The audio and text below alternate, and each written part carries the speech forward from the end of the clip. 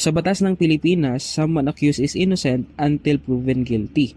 Pero paano kung ang komunidad at ang korte ay bias, may prejudice at racist? Paano ba matututo ng aral ang mga batang paslit na ubod ng kulit sa mga bagay na nangyayari sa buhay ng mga adult? Let's talk about a famous novel which won a Pulitzer Prize noong 1961 at palaging nire-review sa let, ang To Kill a Mockingbird ni Harper Lee.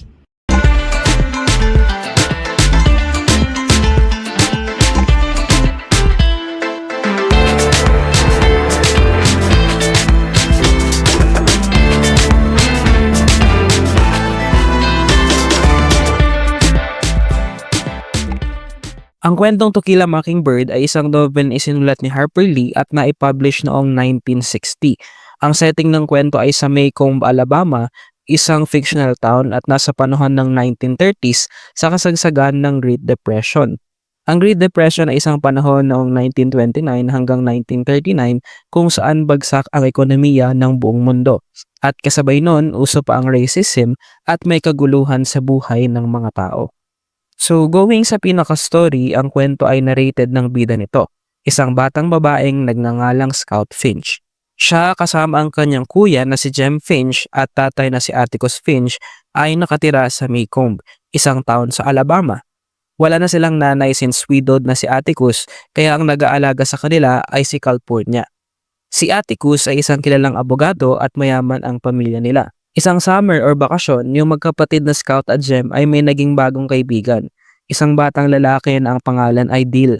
Si Dill, kapitbahay nila na nagbabakasyon lang sa lugar na yon pag summer. So as kids, naglalaro yung tatlo. Very makulit yung mga bata at pinaka-BI or bad influence sa kanila si Dill. Na-curious kasi tong si Dill doon sa sinasabing spooky house daw sa street nila. Radley Place daw ang tawag doon.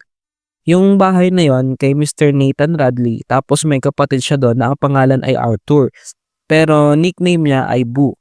Ilang years na daw siyang hindi nalabas sa bahay na yon. Sabi ng mga tao, psychopath daw yon kaya di nalabas. Parang may horror story sila about doon kay Boo at ginagawa nilang katatakutan. That's why curious yung mga bagets, gusto nilang makita siya. Pero nagpasukan uli, tapos si Scout di niya feel yung school kahit first time niya mag-aral.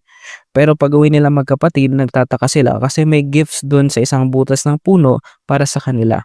Yung puno na yon doon sa lugar ng mga Radley. So nagtataka sila kanino kaya galing yon. Fast forward, bakasyon na naman, so balik na ulit yung kaibigan nilang si Dill. Balik din sila sa obsession nila kay Boo Radley. Naglalaro sila na parang nire-ridicule nila yung tao kasi nga spooky daw siya, 'di ba?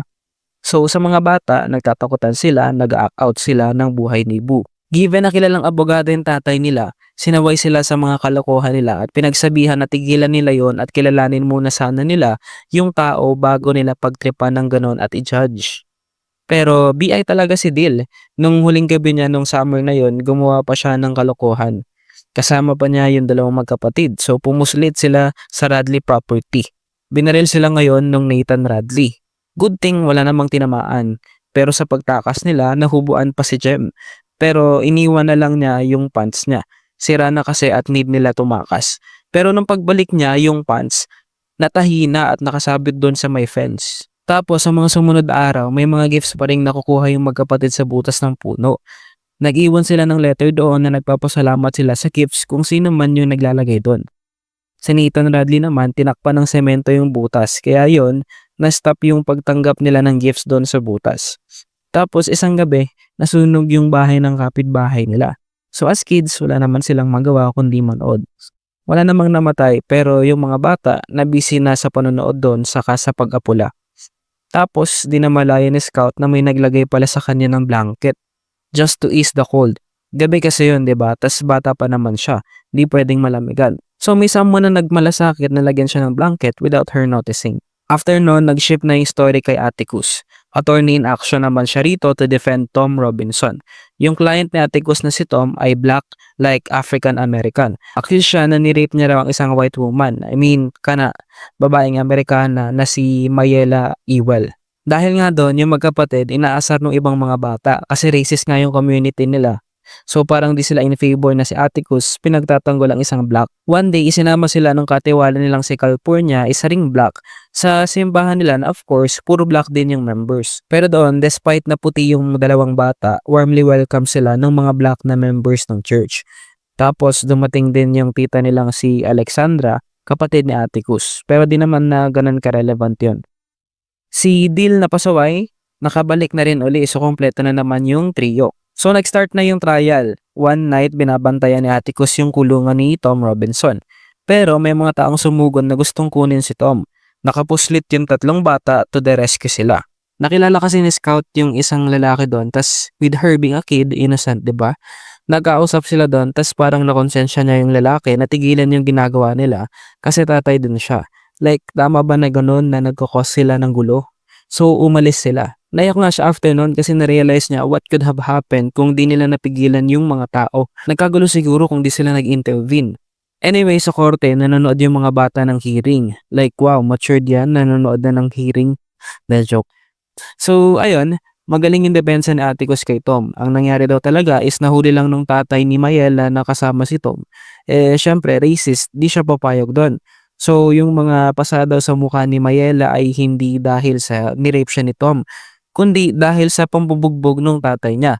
Pero later on, binaliktad lang nila si Tom at pinasama siya kasi ayaw nilang malantad sa publiko na may ganong relationship si Mayela sa isang black guy. Despite all the good defense ni Atticus and the lack of evidence ng mga iwel or yung nagdemanda, nahatulan pa rin ng guilty si Tom Robinson. Dahil di niya tanggap yun, tumakas siya sa kulungan, pero ang ending, nabaril siya at napatay. Unfair, di ba? Napatay siya at hinatulang guilty dahil lang isa siyang black. So, dahil doon, nawala ng tiwala si Jem sa justice system nila. Si Bob Ewell naman, yung tatay ni Mayela, galit pa rin kay Atticus at sinabing maghihiganti siya. That's despite na sila yung nanalo sa kaso. So, umatendang Halloween party yung magkapatid tapos nung pauwi na sila, inatake sila ni Bob. Sinaksak si Scout pero dahil makapal yung costume niyang Ham, di naman siya tinablan. Pinagtanggol sila ni Boo at napatay niya yung Bob. Pero pinagtakpan si Boo nung sheriff at sinabi na lang na nalaglag si Bob at nasaksak ang sarili niya. So inakay ni Boo si Jem pa uwi. And that time nakita na ni Scout si Boo as a person at hindi bilang mystery. Narealize niya yung sinabi ng tatay niyang si Atticus noon na para maunawaan yung iba, they need to walk in their shoes. Na bago mang-judge, kilalanin muna sana nila yung tao. Narealize ni Scout na hindi naman pala nakakatakot si Boo. Hindi siya psychopath gaya ng sinasabi ng mga tao. Hindi lang talaga siya nauunawaan ng marami. Boo was always caring para sa kanila eh. He was the one giving them gifts sa butas ng puno. Siya yung nailagay ng blanket kay Scout noong may sunog. Siya yung tumahi ng nasirang pants ni Jem. And finally, siya yung nagligtas sa dalawa mula kay Bob. It was Boo all along and he was a nice guy. Doon na nga nagtapos ang story. Ano naman ang symbolism ng mockingbird's story? Mockingbirds symbolize innocence and beauty in the novel according to lit charts. Itinuro ni Atticus sa mga anak niya na kasalanan ang pagpatay sa isang mockingbird dahil wala naman itong masamang ginagawa sa kahit na sino.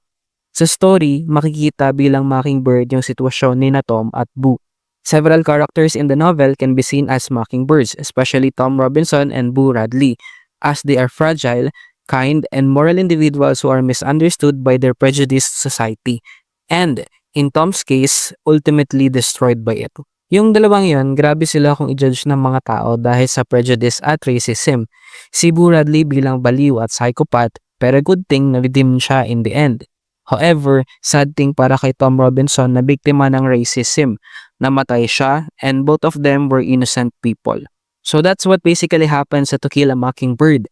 If you like more stories like this na narrated sa ating sariling wika at modern language para mas maunawaan ang stories, hit that like, subscribe, and share button.